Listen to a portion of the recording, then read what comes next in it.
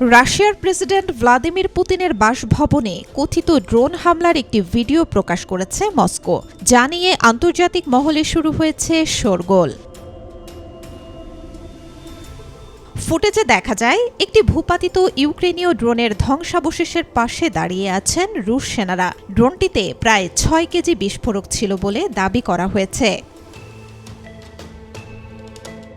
সোমবার পুতিনের বাসভবনে একটি ড্রোন হামলার ঘটনা ঘটে বলে জানান রুশ প্রতিরক্ষামন্ত্রী সের্গেই ল্যাভরভ। তিনি এই হামলার জন্য ইউক্রেনকে দায়ী করেন। রাশিয়ার প্রতিরক্ষা মন্ত্রণালয়ের দাবি, ইউক্রেন অত্যন্ত পরিকল্পিতভাবে এই হামলা চালিয়েছে, কিন্তু রুশ প্রতিরক্ষা ব্যবস্থা তা সফলভাবে রুখে দেয়।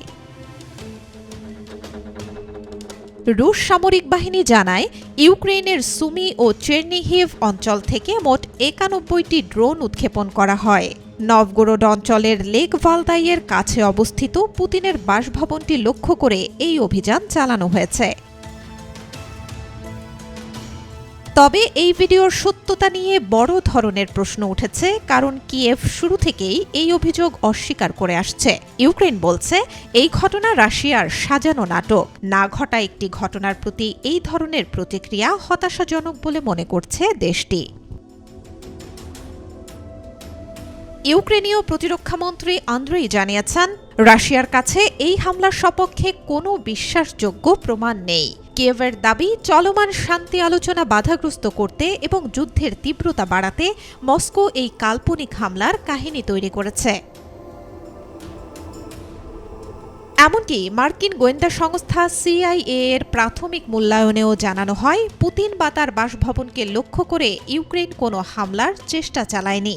ইউক্রেন ওই অঞ্চলে একটি সামরিক লক্ষ্যবস্তুতে হামলার পরিকল্পনা করেছিল ঠিকই, কিন্তু সেটি পুতিনের বাসভবনের কাছে ছিল না।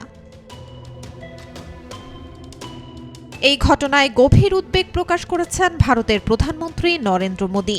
নতুন বছরের শুরুতে তিনি উভয় পক্ষকে শান্তি বজায় রাখার এবং কূটনৈতিক আলোচনার মাধ্যমে বিরোধ মেটানোর আহ্বান জানান। তিনি বলেন, শত্রুতা শেষ করার একমাত্র পথ হল কূটনীতি।